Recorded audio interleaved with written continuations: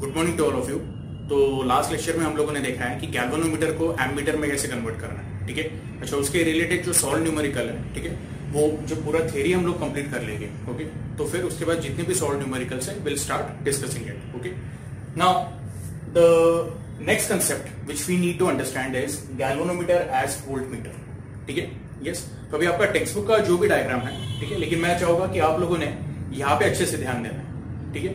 मैं यहाँ पे एक प्रॉपर कंप्लीट डायग्राम बनाने वाला हूं, okay. So please pay attention. So first of all we are seeing there is a EMF source, okay. और ये जो ईएमएफ सोर्स है is connected to a key. इसका भी हम लोग इंटरनल रेजिस्टेंस नहीं दिखा रहे, ओके। यस, एंड यहां पे एक एक्सटर्नल रेजिस्टेंस कंसीडर कर रहा हूं मैं, okay. Let us say this point is A and this point is B, ठीक है। और यहां से जो करंट प्रोड्यूस हो रहा है, चलो एक काम करते हैं, इंटरनल रेजिस्टेंस दिखा देते हैं लाइक दिस।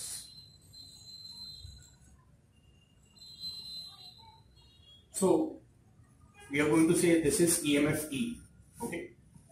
सेल का इंटरनल रेजिस्टेंस स्मॉल आर है और ये जो एक्सटर्नल रेजिस्टेंस है which we have connected it is capital are.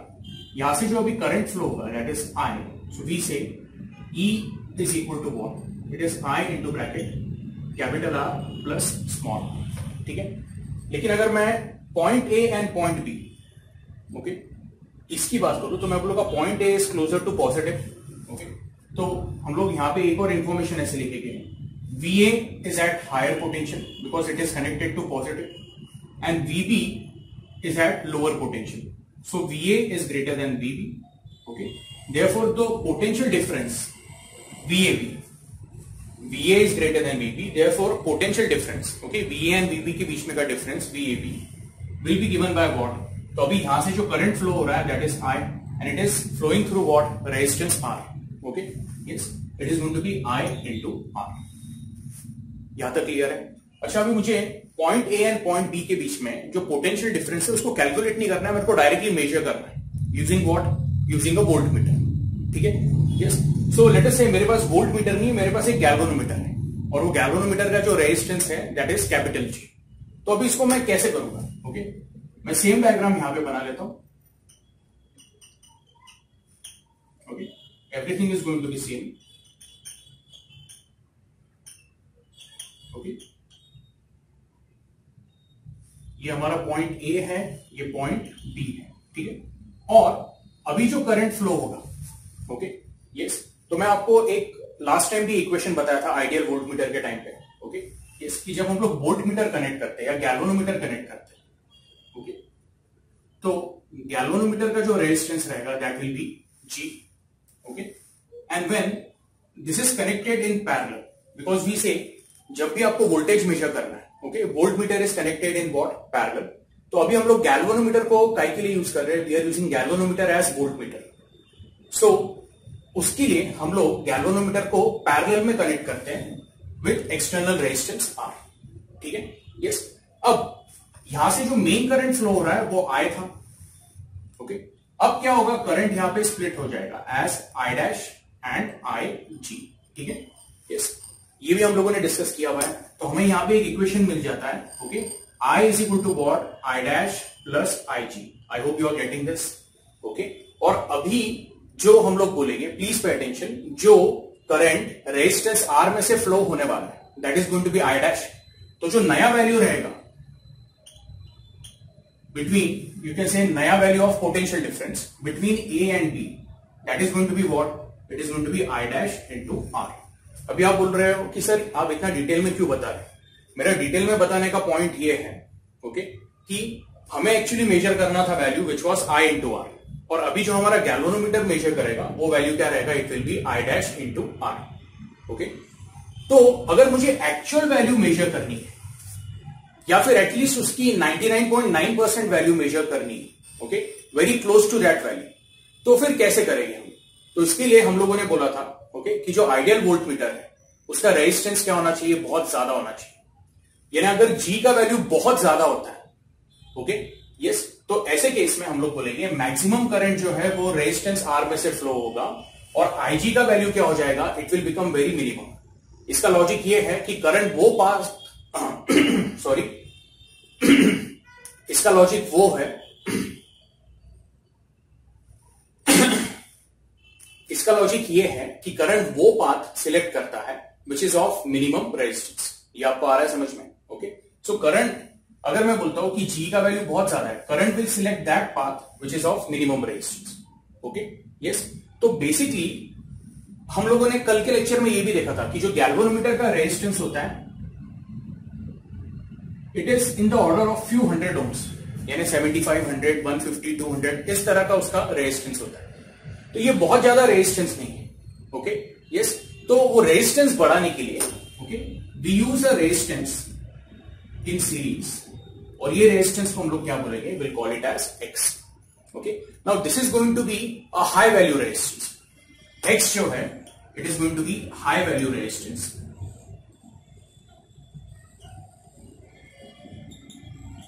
And it is connected in series with the galvanometer. यानी अभी जो गैल्वेनोमीटर का नया वाला रेजिस्टेंस रहेगा ना, that will be G dash, and G dash will be equal to what, so it will be equal to G plus X. I hope you are getting this. अब इससे फायदे क्या होंगे? ओके, जब आपका जी डैश का वैल्यू बहुत बढ़ गया, let us say it is in kilo ohms, okay, और आर का वैल्यू जो है वो ओम्स में, तो जो मैक्सिमम करंट जो फ्लो होगा, okay please pay attention, maximum current जो अभी फ्लो होगा, ओके, वो हम लोग बोलेंगे it will be between A and B, okay, through external resistance are.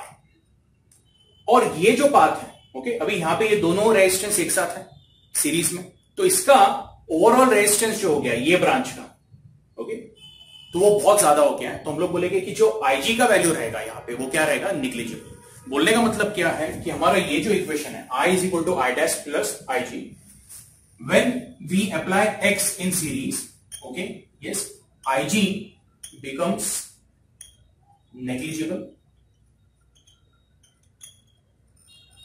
and I का value is approximately equal to I dash. Okay, yes. देखो ideal voltmeter का अगर मैं कंसेप्ट बोलता हूं ना, तो आइडियल वोल्टमीटर में हम लोग बोलते हैं कि रेजिस्टेंस इनफाइनाइट होता है। अगर रेजिस्टेंस इनफाइनाइट हुआ तो IG का वैल्यू एक्चुअल जीरो हो जाएगा, और IG का वैल्यू अगर जीरो हो गया, ओके, या निग्लिजिबल हो गया, so in that case we can say I is equal to what, I dash, perfectly equal to I dash।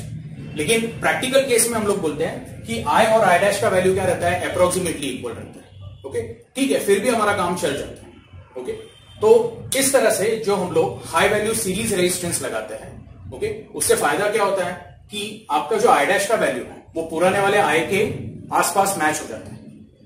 यानी अभी आप जो पोटेंशियल डिफरेंस मेजर करोगे, ओके, उसका वैल्यू क्या रहेगा, सो यू कैन से VAB जो आप मेजर करने वाले हो, या VAB डैश जो मेजर करने वाले हो, that is you can say approximately equal to what, VAB, और एरर बहुत ज्यादा नहीं आएगा। ओके, यस, मे बी 0.5%, 1%, इतना कम एरर आएगा। ओके, और वो क्या है, that is acceptable. I hope you are getting this. Okay, अच्छा, दूसरी बात ये भी आपको समझना है कि जब हम लोग X सीरीज में लगाते हैं, तो मैंने क्या बोला कि IG का वैल्यू क्या हो जाता है, एकदम से कम हो जाता है। यानी IG का वैल्यू जो रहता है ना, ओके, वो माइक्रो एम्पियर के इसमें चला जाता है। अब इससे फायदा क्या होता है, तो अगर आपको याद होगा गैल्वेनोमीटर के बारे में जब हम लोग रीड कर रहे थे, हम लोगों ने ये भी पढ़ा था कि गैल्वेनोमीटर जो करंट सस्टेन कर सकता है, आपके टेक्स्ट बुक में सिर्फ इतना बोला हुआ है कि it can sustain a current of 1 micro ampere. Okay, yes, 1 micro ampere, कुछ केसेस में हम लोग बोलते हैं 10 माइक्रो एम्पियर, 15 माइक्रो एम्पियर, ऐसे भी आपको न्यूमेरिकल्स मिलेंगे। मेरा बोलने का मतलब क्या है, ये जो कॉइल है गैल्वेनोमीटर की, जिसका रेजिस्टेंस G है, ओके, तो वो ज्यादा करंट क्या कर सकती है, ओके, सस्टेन नहीं कर पाती। तो हमें क्या करना है कि ये भी देखना है कि उसमें से ज्यादा करंट फ्लो ना हो। तो जब हम लोग X सीरीज में लगाते हैं, तो बाय डिफॉल्ट क्या हो जाता है, जो I फ्लो होने वाला है उसमें का मैक्सिमम करंट A और B के बीच में फ्लो हो जाता है through this branch, not this branch. आपको समझ में आ रहा है? ओके, वापस मैं बताता हूं, जो I का वैल्यू है, I का वैल्यू किस में रहने वाला है, it is going to be in amperes. ये बात ध्यान में रखो। ओके, 10 एम्पियर, 50 एम्पियर, 100 एम्पियर भी हो सकता है। वो I अगर 100 एम्पियर में से लेटर से अगर ये मैं X नहीं लगाता हूं, तो मैं बोलूंगा 100 में से 50 या 60 एम्पियर इसमें से फ्लो होगा गैल्वेनोमीटर में से, और जब ऐसा होता है तो आपका गैल्वेनोमीटर कॉइल क्या हो सकता है, बर्न हो सकता है और गैल्वेनोमीटर खराब हो जाएगा। तो जब हम लोग X सीरीज में लगाते हैं, इसका दूसरा एडवांटेज क्या है कि जो गैल्वेनोमीटर है वो भी क्या हो जाता है, प्रोटेक्ट हो जाता है। Okay, yes. तो मैंने आपको जो हाई वैल्यू सीरीज रेजिस्टेंस है उसके दोनों एडवांटेज बता दिए, ठीक है, यस। एनीवे, इसका हमें एक फाइनल इक्वेशन निकालना है। वो फाइनल इक्वेशन मैं आपको ये साइड पे निकाल के बताता हूं। VAB, ओके, VAB का वैल्यू है, it is equal to I dash into R and it is also equal to IG into bracket G plus X। मैं नए वाले VAB की बात कर रहा हूं, यानी potential difference between A and B। और आप बोलोगे सर आप VAB डैश क्यों नहीं लिखा है आपने, तो मैं बोल रहा हूं VAB डैश और VAB का वैल्यू क्या है, अप्रोक्सीमेटली सेम है, इसलिए इक्वेशन में मैंने VAB लिखा है। So potential difference between point A and point B now, okay, in this case वो क्या रहने वाला है, it is going to be I dash into R और it will be equal to what, IG into the total resistance. और यहां पे मैंने क्या यूज किया है, ओम्स लॉ यूज किया है। ये आपको आ रहा है समझ में, ओके। इसको अपन अभी ओपन करते हैं। तो VAB को मैं V बोल देता हूं कि जो ओवरऑल वोल्टेज हम लोग अप्लाई कर रहे हैं, ठीक है, यस। IG इंटू एक्स है ना, this is going to be IG into G plus IG into x.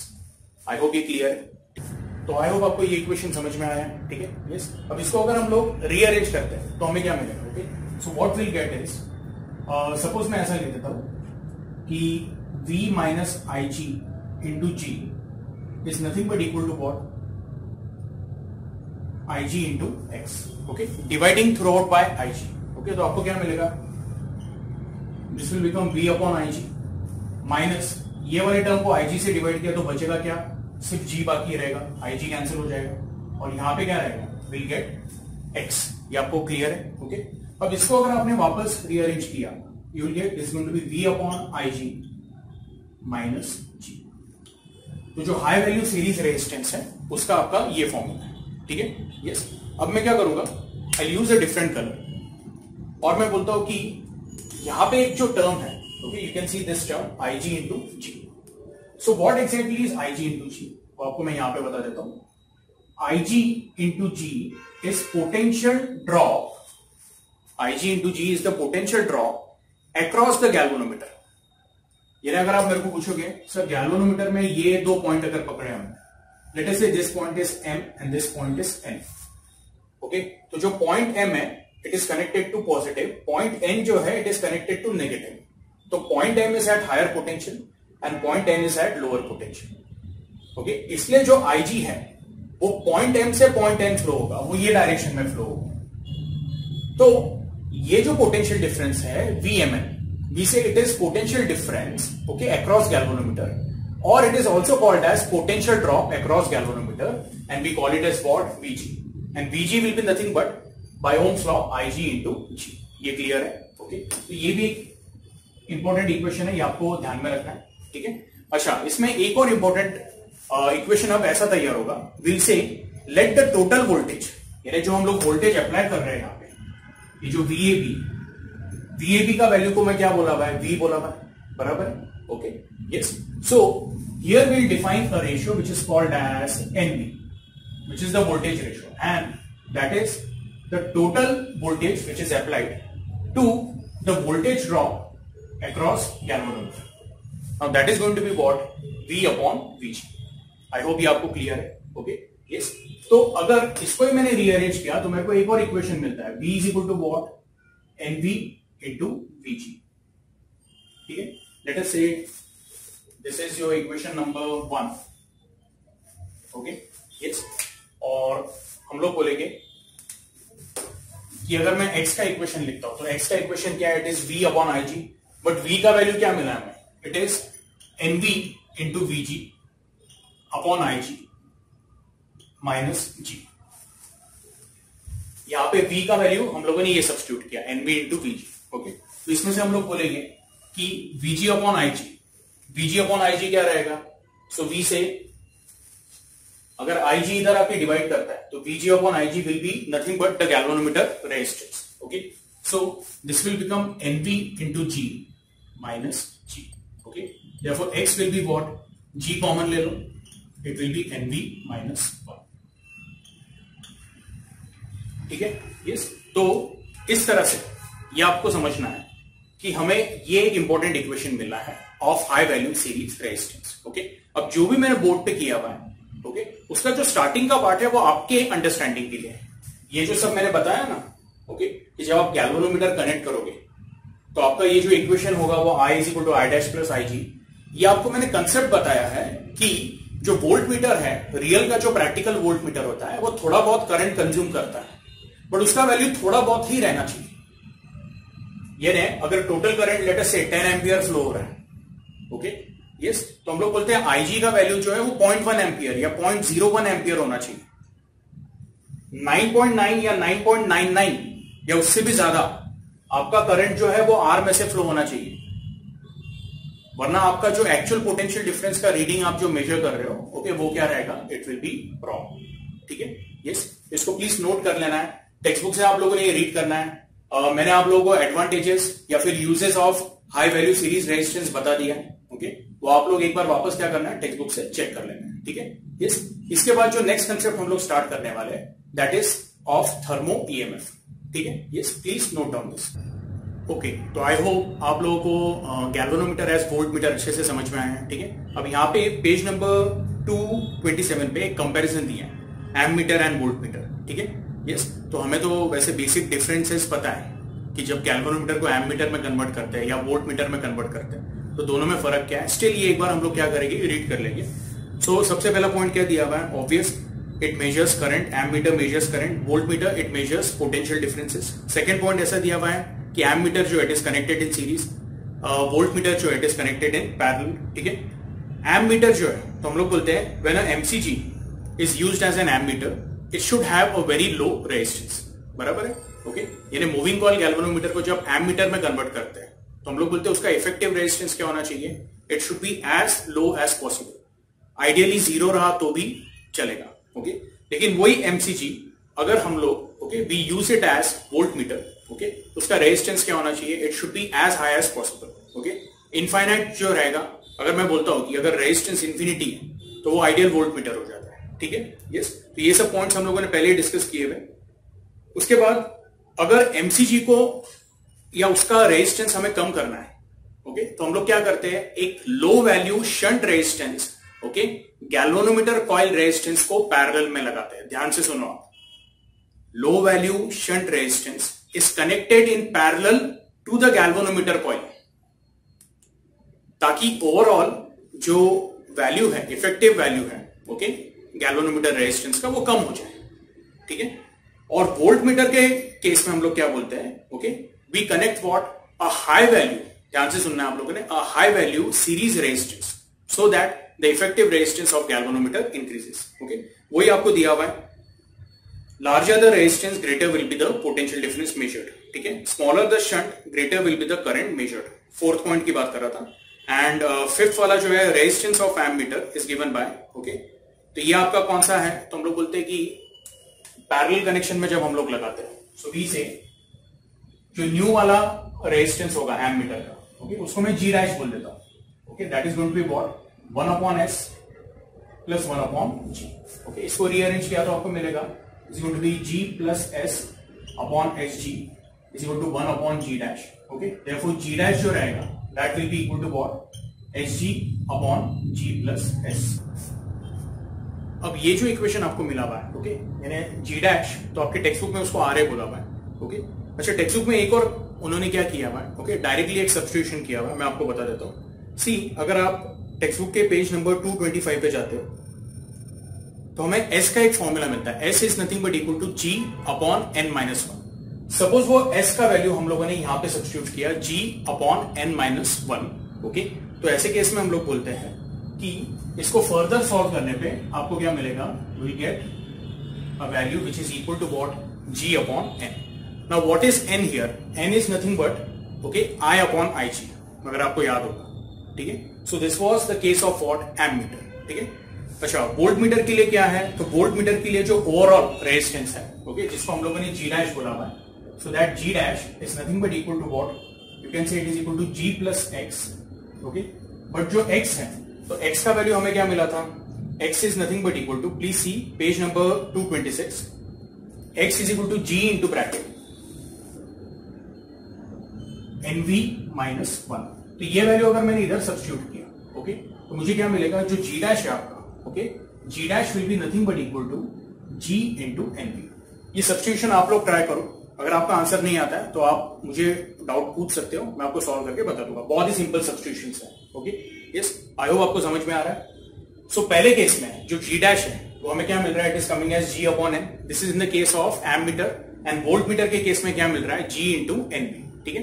अच्छा हाँ, एक और बात है, n जो है यहाँ पे that is i upon I G, और यहाँ पे जो nv है that is v upon VG, ठीक है। तो ये क्या था, this was the difference between और comparison of ammeter and volt meter, ठीक है।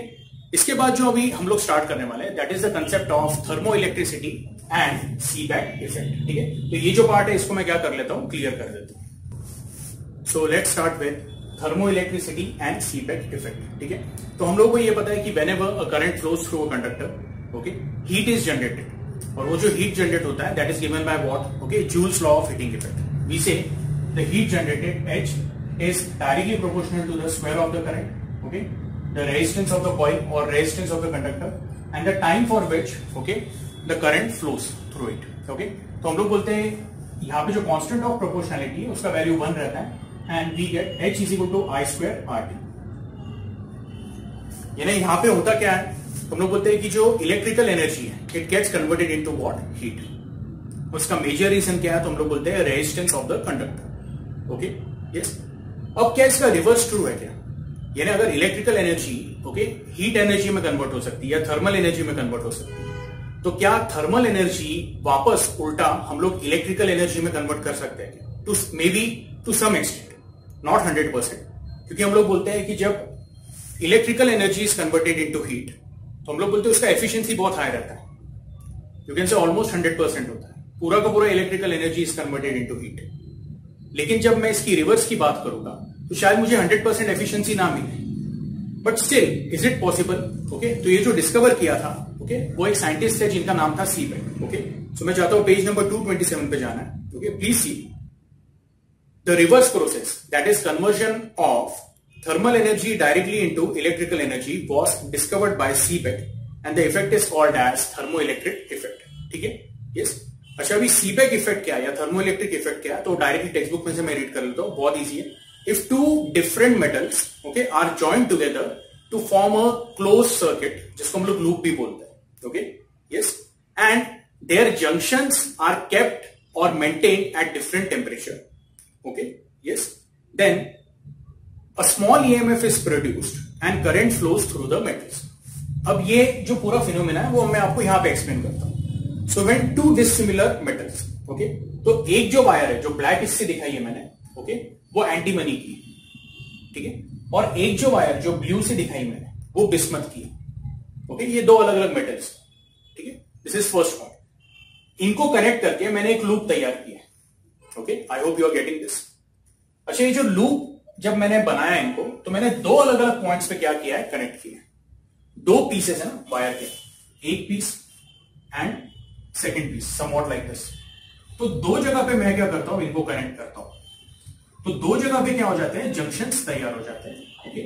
और यहां पे बेसिक कंडीशन ये है कि जो जंक्शन है, okay, junction should be formed by the two dissimilar wires, ये बात ध्यान में रखो। तो ये हुआ आपका पहला जंक्शन, ये हुआ दूसरा जंक्शन। अब पहले जंक्शन को हम लोग क्या करते हैं, ओके, तो उसको हम लोगों ने बॉइलिंग वाटर पे रखा है, यहां से हम लोग हीट सप्लाई कर रहे हैं, और जो दूसरा वाला जंक्शन है उसको आइस कोल्ड वाटर में रखा है, एकदम चिल्ड पानी में रखा हुआ है, लोगों ने यहां आइस में रखा। तो हम लोग बोलते हैं ये क्या हुआ, this is the cold junction,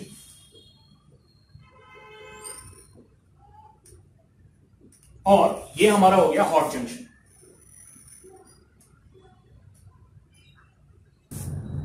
तो बेसिकली ये बन गया हमारा हॉट जंक्शन, ओके, और ये हो गया हमारा कोल्ड जंक्शन, ठीक है। अब हम लोग बोलते हैं कि जो फ्लो ऑफ हीट होता है तो वो कैसा रहता है, हायर टेम्परेचर से लोअर टेम्परेचर। लेकिन यहां पे फ्लो ऑफ हीट के लिए हम लोग बोलते हैं कि जो इंपॉर्टेंट पार्ट प्ले करता है, okay, these are what, free electrons, free electrons of the wire, okay. अभी आप बोलोगे सर यहाँ पे दो वायर है, एक बिस्मथ है और एक एंटीमनी है, ओके। तो इलेक्ट्रॉन्स कैसे फ्लो हो गए, ओके, क्योंकि हॉट जंक्शन से कोल्ड जंक्शन जाने के लिए इलेक्ट्रॉन्स को ये भी एक पाथ है और इलेक्ट्रॉन्स के लिए ये भी एक पाथ है, ठीक है। तो इलेक्ट्रॉन्स ऐसे पाथ को सिलेक्ट करेंगे, ओके, जहां पे उनका फ्लो इजी हो, ओके, और ओवरऑल रेजिस्टेंस क्या हो, मिनिमम। तो ऐसे केस में we say the electrons they flow like this, okay, क्योंकि from this junction to this junction अगर ऐसे फ्लो हो रहे हैं तो इलेक्ट्रॉन्स के लिए वो इजी हो जाता है फ्लो, एज कंपेयर टू अगर इलेक्ट्रॉन्स ऐसे फ्लो हो, ठीक है। तो इलेक्ट्रॉन के फ्लो को मैं डबल एरो से बता रहा हूं, ओके। तो अगर electron flow is like this, okay, तो कन्वेंशनल करंट का जो डायरेक्शन रहेगा वो हम लोग कैसे दिखाते हैं, it is in the direction opposite to the flow of electron. I hope you are getting this, okay. तो इस तरह से हम लोग बोलते हैं in case of the thermocouple which is form by the antimony and bismuth wire. Thermocouple यानी क्या, तो जो दो अलग अलग हम लोग मेटल्स कंसीडर कर रहे हैं या दो अलग अलग मेटेलिक वायर कंसीडर कर रहे हैं, वो क्या फॉर्म करते हैं, थर्मोकपल फॉर्म करते हैं, ओके। तो जब हम लोग थर्मोकपल कंसीडर करते हैं एंटीमनी और बिस्मथ का, तो हम लोग बोलते हैं कि जो करंट फ्लो होता है कन्वेंशनल करंट का, okay, you can say conventional current it flows from, okay, the hot junction to the cold junction, okay, via the antimony wire, okay, yes. और अगर आपको यहां पे दिखाना है कन्वेंशनल करंट तो वो ऐसा है लाइक दिस। ये क्लियर है, ओके। तो सेम आपके टेक्स्ट बुक में भी दिया हुआ है, please check. An antimony bismuth thermocouple is shown in the diagram. For this thermocouple, the current flows from antimony to bismuth at the cold junction. The current, यानी conventional current flows from antimony to bismuth at cold junction. Okay, ये clear है। और यहां पे उन्होंने एक और pair दिया हुआ है, that is of what? Iron and copper. Okay, तो आयरन एंड कॉपर के केस में हम लोग क्या बोलेंगे, again please pay attention. Iron and copper के केस में मैं अलग डायग्राम नहीं बनाता हूं, मैं बोलूंगा जो लंबी वाली वायर रहेगी, ओके, वो आयरन की रहेगी, और जो छोटी वायर रहने वाली है that is going to be of copper. और हम लोगों को पता है कि कॉपर जो है उसका रेजिस्टेंस क्या है, it is very less as compare to that of iron, okay. तो अगेन जो इलेक्ट्रॉन्स फ्लो होंगे उनका डायरेक्शन ऐसा रहेगा, और जो कन्वेंशनल करंट फ्लो होगा वो ऐसा होगा, from iron towards the copper at the cold junction, okay. लेकिन आपके टेक्स्ट बुक में इसको कैसा दिया हुआ है, please see. For copper iron couple, the current flows from copper to iron at the hot junction. From copper to iron at the hot junction. ये भी सही है, from copper to iron at the hot junction. I hope आपको ये समझ में आया है, ओके। सिंपल रूल ध्यान में रखो कि जो छोटी वाली वायर है, okay, yes, it is going to offer what? Less resistance to the flow of electrons. तो इसलिए हायर टेम्परेचर से लोअर टेम्परेचर इलेक्ट्रॉन्स इस तरह से फ्लो होते हैं, और कन्वेंशनल करंट ये डायरेक्शन में फ्लो होता है। Now this effect is called as what? Seebeck effect, yes. और हम लोग बोलते हैं कि this effect is also reversible. Also reversible का मतलब क्या, कि यदि अगर मैंने ये जंक्शन, यहां का मैंने बॉइलिंग वाटर निकाल के इधर रख दिया और इधर का आइस मैंने इधर रख दिया, ओके, ऐसे केस में क्या होगा कि जो कन्वेंशनल करंट का डायरेक्शन है वो ऑपोजिट हो जाएगा। यानी अगर इधर मैंने बॉइलिंग वाटर रख दिया तो अब ये जंक्शन क्या बन गया, हॉट, और ये जंक्शन क्या बन गया, कोल्ड। तो ऐसे केस में जो कन्वेंशनल करंट ऐसे फ्लो हो रहा है लाइक दिस क्लॉकवाइज, वो अब कैसे फ्लो होगा, एंटी क्लॉकवाइज। आई होप ये क्लियर है आपको, यस। तो इसमें और कुछ ज्यादा नहीं है, और इसमें एक इक्वेशन दिया हुआ है, okay, please see. The thermo EMF developed in a thermocouple when a cold junction is at 0 degree Celsius and the hot junction is at T degree Celsius is given by E is equal to alpha into T plus half beta square. Alpha into capital T plus half beta into T square, not beta square, beta into T square, ठीक है। आपको एक बात समझ में यहां पे रखनी है कि ये जो आपको कैपिटल T दिख रहा है ना, बेसिकली यहां पे एक्चुअली टेम्परेचर डिफरेंस आता है between hot and cold junction. लेकिन हम लोग बोल रहे हैं जो कोल्ड जंक्शन है that is to be maintained at what, 0 degree Celsius, and hot junction is to be maintained at T degree Celsius. तो वो लॉजिक से जो दोनों का टेम्परेचर डिफरेंस आएगा, वो टेम्परेचर डिफरेंस क्या रहने वाला है, delta T will be equal to capital T minus 0। इसलिए यहां पे मेन इक्वेशन में क्या आ रहा है, it is coming as T। I hope this is clear, yes. Here alpha and beta are called as thermoelectric constant, okay. The equation tells that the graph showing the variation of E with temperature is a parabola. इसका मतलब क्या है, अगर मैं E versus T ये graph बनाता हूं तो मुझे ये पता चलता है कि ये ग्राफ लीनियर नहीं होने वाला है। क्यों? तो यहां पे जो T का इक्वेशन है वो कैसा है, क्वाड्रेटिक है। I hope you are getting this. जो RHS है उस पर T का भी टर्म है और T स्क्वायर का भी टर्म है। ओके, सो हम लोग बोलेंगे जो थर्मो EMF वर्सेस टेम्परेचर जो ग्राफ बनेगा, okay, that graph is going to be what, it is going to be parabolic in nature. ठीक है, आई होप आपको ये क्लियर है। तो ये आप लोगों ने क्या करना है, एक बार नोट कर लेना है। ठीक है, ओके, तो ये जो टॉपिक है इसका पूरा थियरी अभी कंप्लीट हो चुका है। ठीक है, अब हम लोग क्या करेंगे, जो सॉल्ट एग्जांपल्स हैं, यस, तो हम लोगों ने 9.7 के पहले के जितने भी सॉल्ट एग्जांपल्स हैं वो कर लिए। Okay, we are going to start with the solved example 9.7, page number 224। सब लोगों ने टेक्स्ट बुक के पेज नंबर 224 पे जाना है। In an experiment to determine the internal resistance of the cell, okay, yes, of EMF 1.5 volt, the balance point in open cell condition is 76.3 centimeter. अब balance point in open cell condition, ये जो आपको length दिया हुआ है L1, that is given as what? It is given as 76.3 centimeter. ठीक है, और when the resistor of 9.5 ohm is used in external circuit of the cell, the balance point shifts to 64.8 centimeter. Okay, यानी जो L2 है that is given as 64.8 centimeter. ठीक है, आपको क्या पूछा हुआ है, determine the internal resistance of the cell.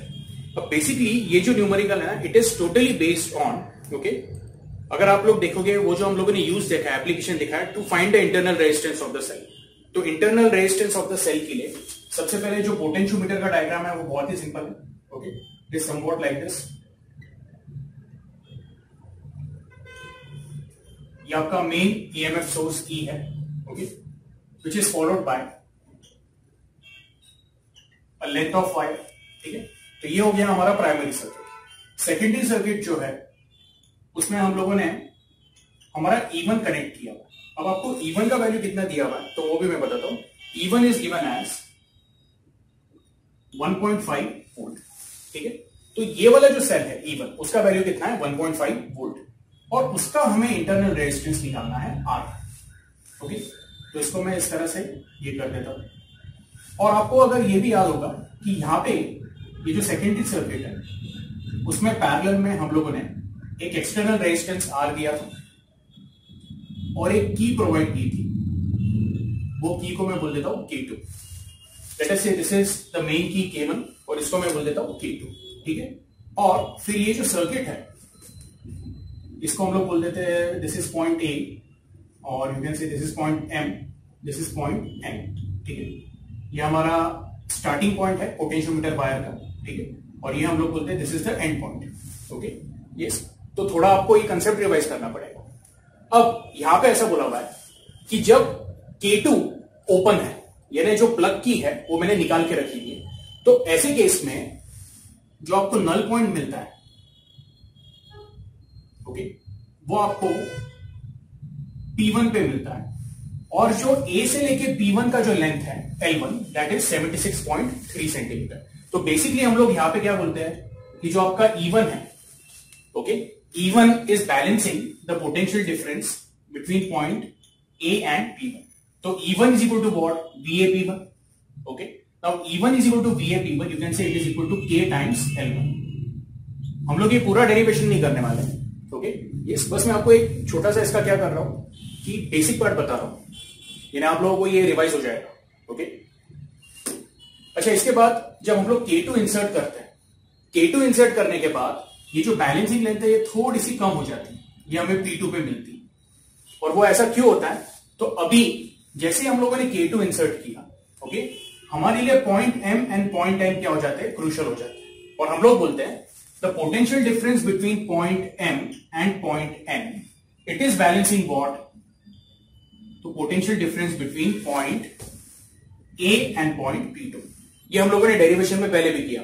Okay, so we से VMN की जगह पे मैं बोल देता हूं V, which is equal to what, K times L2। This is your equation 1 and this is equation 2। ठीक है, अब अगर आप लोगों ने ये डेरिवेशन प्रॉपरली देखा है, okay, so please go on page number 223। ये हम लोगों ने क्लास में भी लिया हुआ है डेरिवेशन। और इसमें ये कंडीशंस को जब हम लोग सॉल्व करते हैं तो हमें इंटरनल रेजिस्टेंस R का एक फॉर्मूला मिलता है which is capital R into bracket L1 upon L2 minus 1। अभी ये डेरिवेशन वापस पूरा सॉल्व नहीं करने वाला हूं क्योंकि ये पहले मैं ले चुका हूं एक बार। ओके, सो आप अगर मेरे 1 या 2 लेक्चर पहले जाते हो, ओके, तो उसमें ये कंडीशन, ये एप्लीकेशन हम लोगों ने डिस्कस किया हुआ है। उसमें हम लोगों को रिजल्ट क्या मिलता है, small r is equal to what, capital R into L1 upon L2 minus 1। देखो कैपिटल R ये है, और अगर आप सम देखोगे, न्यूमेरिकल देखोगे, तो कैपिटल R का वैल्यू दिया हुआ है, कितना दिया हुआ है, capital R is given as 9.5 ohm. Okay, so capital R का वैल्यू हमारे पास है, हमारे पास L1 एंड L2 का वैल्यू है, ठीक है, तो इससे हम लोगों को R मिल जाएगा।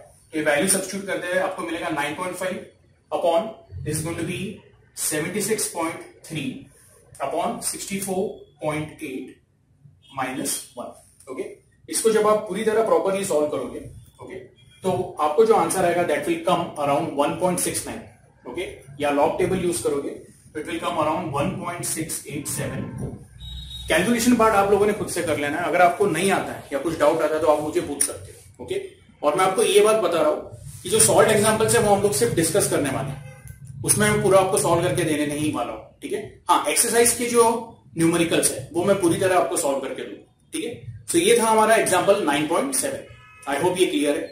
उसके बाद अगर आप अगले एग्जाम्पल पे जाते हो, that is your example 9.8। Okay, 9.8 is based on galvanometer as an ammeter. Okay, क्या दिया हुआ है, a galvanometer has a resistance of 100 ohm and its full scale deflection is 100 microampere. Okay, तो ऐसे केस में फर्स्ट ऑफ ऑल मैं ये board erase कर देता हूं। ओके, तो यहां पे क्या दिया हुआ है, गैल्वेनोमीटर का रेजिस्टेंस कितना है, okay, it is given as 100 ohm. Okay, now we are starting our example 9.8. okay, और इसमें ऐसा बोला हुआ है, it gives full scale deflection when the current is 100 microampere. okay, अब बेसिकली आपको इनडायरेक्टली उन्होंने क्या बोला हुआ है कि इसमें से मैक्सिमम करंट कितना पास हो सकता है गैल्वेनोमीटर में से, यानी आपको Ig की वैल्यू दी गई। Now this Ig is given as what, 100 microampere, that is 100 into 10 raised to minus 6 ampere, which is equal to what, 10 raised to minus 4 ampere. ठीक है, मैंने आपको पहले भी बोला था कि आपके टेक्स्ट बुक में जो बोला हुआ है कि मैक्सिमम 1 माइक्रो एम्पियर का करंट फ्लो हो सकता है, ऐसा नहीं है। ओके, डेफिनेटली जो करंट का रेंज है वो माइक्रो एम्पियर में ही रहता है, बट आपको 10, 50 माइक्रो एम्पियर, 100 माइक्रो एम्पियर, कुछ सब में ऐसा भी आएगा कि 500 micro ampere can be okay pass through the galvanometer coil. Okay, anyway यहाँ पे Ig का वैल्यू कितना दिया हुआ है, 100 माइक्रो एम्पियर। नेक्स्ट हमको क्या बोला हुआ है, what shunt resistance should be added so that the ammeter can have range of 0 to 10 milliampere. अभी यहां पे रेंज दिया हुआ है 0 to 10 milliampere। ये जो 10 है ना, वो मैक्सिमम वैल्यू है किसकी, तो करंट आई की। अगर आपको याद होगा तो हम लोगों ने एक रेशियो डिफाइन किया था n, थोड़ी देर पहले हम लोग वही डिस्कस कर रहे थे, n is equal to what, I upon Ig, अगर आपको ये याद होगा। ओके, तो आपको ऐसा बोला है कि जो रेंज है वो 0 to 10 मिली एम्पियर है, we always take the maximum of the range. तो आई का वैल्यू कितना लेंगे, 10 milli ampere, which is nothing but 10 into 10 raise to minus 3 ampere, that is 10 raise to minus 2 ampere. I hope ये clear है, ठीक है। अच्छा, इसके बाद हम लोग क्या करते हैं, एन का वैल्यू निकाल लेते हैं। तो एन जो रहेगा हमारा वो कितना रहेगा, it will be I upon I G, that is 10 raise to minus 2 upon 10 raise to minus 4, which is nothing but 10 raise to, ये +4 ऊपर चला जाएगा और आपके पास आंसर रहेगा it will be 10 raise to 2। Okay, तो स्मॉल एन यानी जो करंट रेशियो है उसका वैल्यू कितना आएगा आपको, 10 रेज टू 2 आएगा, ठीक है। आपको क्या पूछा हुआ है यहाँ पे, what resistance should be added so that the ammeter can have range of 0 to 10 milli ampere. Okay, यानी आपको शंट रेजिस्टेंस का क्या पूछा हुआ है, वैल्यू पूछा हुआ है। ओके, अब जो शंट रेजिस्टेंस है उसके लिए डायरेक्टली एक फॉर्मूला है। ओके, यस, और वो जो फॉर्मूला है that is on page number 225, please see. S is equal to what, G upon n minus 1। ये हम लोगों ने डिराइव भी किया हुआ है। यहां पे हम लोग वैल्यू सब्स्टिट्यूट करेंगे, तो G का वैल्यू कितना है, इट इज 100 ओम, N का वैल्यू कितना है, 10 रेज टू 2, यानी कितना हुआ 100 माइनस 1, तो आपका आंसर आएगा 100 upon 99 and this will come as 1 point, okay 1 point कुछ तो भी आएगा ये, ओके 1.001 समथिंग ओके ओम। ये आप लोगों ने लॉग टेबल से सॉल्व कर लेना है, okay you will get the answer, ठीक है। यस, बट मैंने अप्रोक्सीमेटली ऐसा लिख दिया 1 ओम के आसपास आएगा आंसर, ठीक है। एनीवे तो ये था आपका एग्जांपल 9.8, बहुत ही सिंपल है। उसके बाद example 9.9, what is the value of the resistance that allows 20% of the main current through the galvanometer of 99 ohm, okay. अब अगले वाले सम में हम लोग क्या करेंगे ना, बहुत सिंपल है कि आपका गैल्वेनोमीटर जो है उसका रेजिस्टेंस कितना बोला हुआ है, it is given as 99 ohms, okay. और क्या बोला हुआ है, what is the value of the shunt resistance that allows 20% of the main current to flow through the galvanometer of 99 ohm। इसका मतलब आपको ऐसा बोला हुआ है कि जो IG है that should be 20% of main current I। तो अगर IG is 20% of main current I, can I say okay IG is nothing but equal to 0.2 times I। और आपका जो रेशियो आएगा, अगर इसको मैं रीअरेंज करता हूं तो मुझे क्या मिलेगा, 0.2 is equal to what, IG upon I। Therefore हम लोग बोलेंगे I upon IG, this will become what, 1 upon 0.2, that is going to be 5। यानी आपका जो n का वैल्यू है, यहां पे n का वैल्यू कितना है, it is nothing but 5, okay. So IG का कोई पर्टिकुलर वैल्यू नहीं दिया है, बट हमें एक कंडीशन दी है, ठीक है। और यहां पे हम लोगों ने n का वैल्यू निकाल दिया, ठीक है। और आपको क्या बोला हुआ है, what should be the value of, okay again shunt resistance. तो आपको सेम फॉर्मूला यूज करना है, S is equal to what, G upon n-1। बस अभी G की जगह पे क्या आ जाएगा, इट विल बी 99 अपॉन 100-1 की जगह पे क्या आएगा, 5-1। तो आपका आंसर आएगा 99 अपॉन 4, 99 अपॉन 4 यानी। सो इसको अगर आप सॉल्व करोगे तो आपका आंसर कितना आएगा, दिस गोइंग टू बी 4 2 8, बराबर है, ओके। उसके बाद फिर यू विल से 4 4 60, रिमाइंडर 3 है, ओके 4 7 28, ओके रिमाइंडर 2 है, 4 5। तो आपका जो आंसर आएगा दैट विल कम एज 24.75, ठीक है। तो इसके साथ हमारा एग्जांपल 9.9 भी हो जाता है, okay. Now let's talk about example 9.10, okay 9.10। A galvanometer has a resistance of 25 ohm and its full scale deflection current is 25 microampere। What resistance should be added to it to have a range of 0 to 10 volt?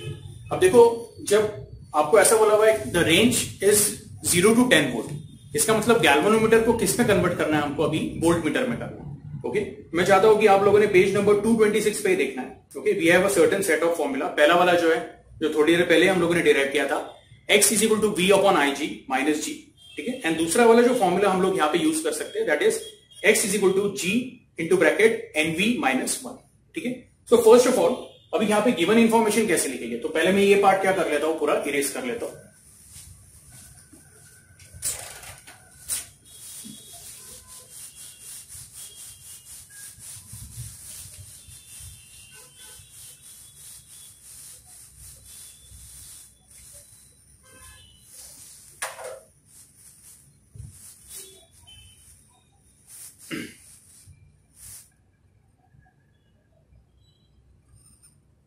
Okay तो आपको यहां पे क्या दिया हुआ है, they are given the galvanometer resistance, okay this is your example 9.10।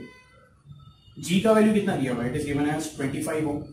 और आपको ऐसा बोला हुआ है कि it's full scale deflection current यानी आईजी का वैल्यू जो है वो कितना दिया हुआ है, 25 micro ampere. I hope this is clear.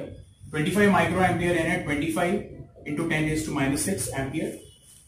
और क्या बोला हुआ है, what resistance should be added to give a range of 0 to 10 volt, यानी जो मैक्सिमम वोल्टेज है V, हम लोग उसका वैल्यू लेंगे। 0 to 10 में से मैंने V का वैल्यू लिया है 10 वोल्ट, यानी हमें ऐसा वोल्ट मीटर बनाना है जो वोल्ट मीटर 0 वोल्ट से लेके +10 वोल्ट एंड -10 वोल्ट मेजर कर पाए। ये आपको आ रहा है समझ में, ओके यस। एनीवे इसमें और क्या बोला हुआ है उन्होंने, What should be the value of the series resistance? Okay, तो सीरीज रेजिस्टेंस के लिए हम लोगों के पास एक फॉर्मूला है, x is equal to what, v upon IG minus g। हमारे पास v का वैल्यू 10 है, IG का वैल्यू कितना है, इट इज 25 इंटू 10⁻⁻⁶, बराबर है। Okay, minus G that is going to be what 25। Okay, तो इसको जब आप आगे सॉल्व करोगे, ओके, तो 10⁻⁻6 ऊपर जाके क्या हो जाएगा, इट विल बिकम 10⁻, ओके, +6 यानी 10⁻7 हो जाएगा। 10⁻7 को मैं ऐसा लिखता हूं 100/25 इंटू 10⁻5, यानी 10⁻7 को मैंने 100 इंटू 10⁻5 लिख दिया, -25।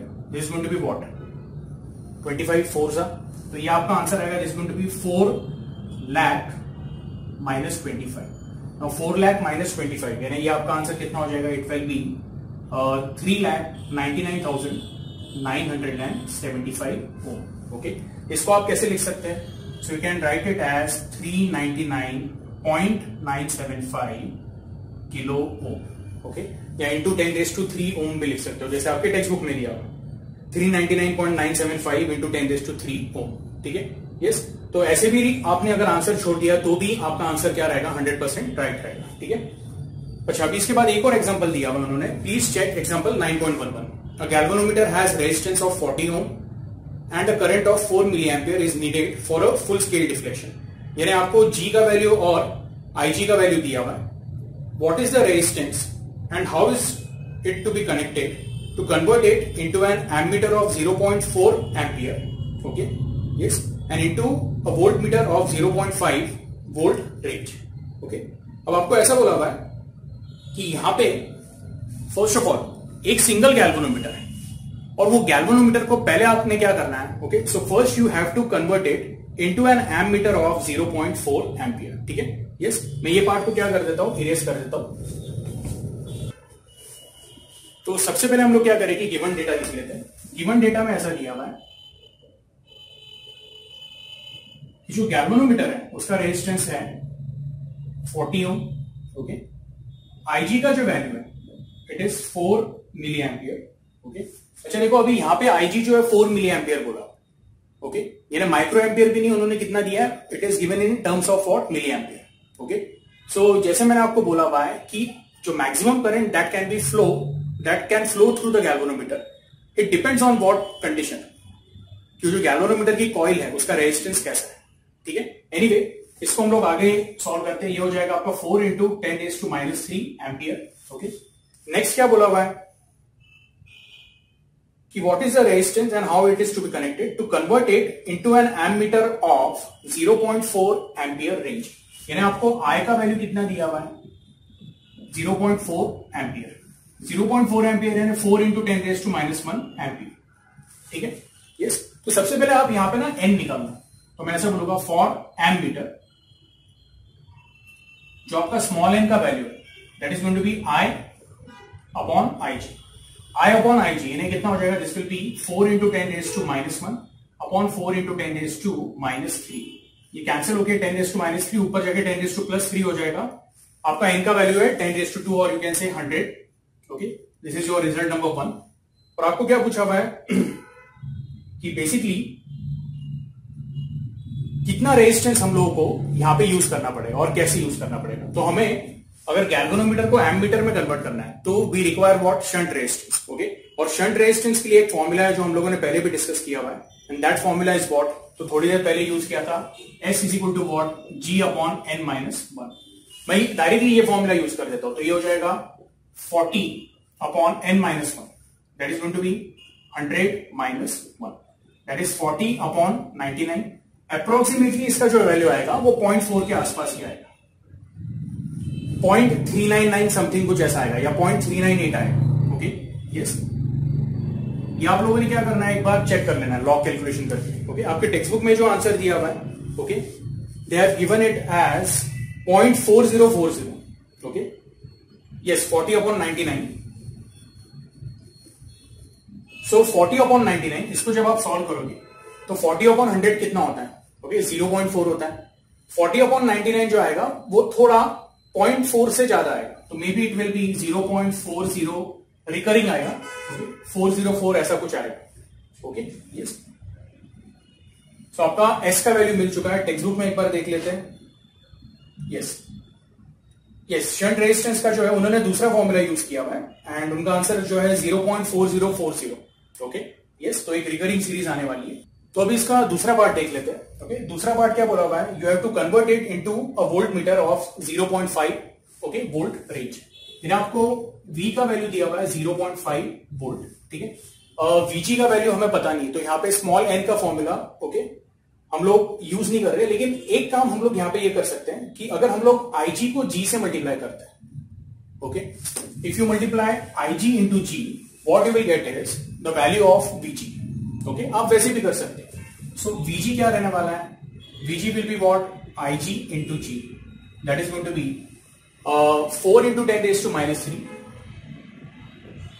इंटू 40, यानी आपका आंसर कितना आएगा, this will be 160 into 10 raise to -3, और यू कैन से 16 या 1.6 इंटू 10 रेज टू -1, और simply if you want okay इसको ऐसे ही रहने दो 160 into 10 raise to -3 volt. Okay, so NV का जो वैल्यू रहेगा, NV का वैल्यू कितना रहेगा, NV का value will be V upon VG, that is 0.5 upon 160 into 10 raise to -3। 10 raise to -3 ऊपर जाके क्या हो जाएगा, it will become 0.5 into 10 raise to +3, that is 1000 upon 160।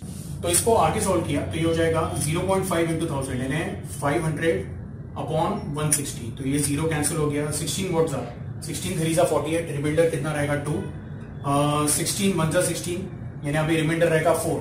Okay, 16 2 32 बराबर है, तो अभी रिमाइंडर रहेगा 8, 16 5 80, सही हो जाता है आपका 3.125।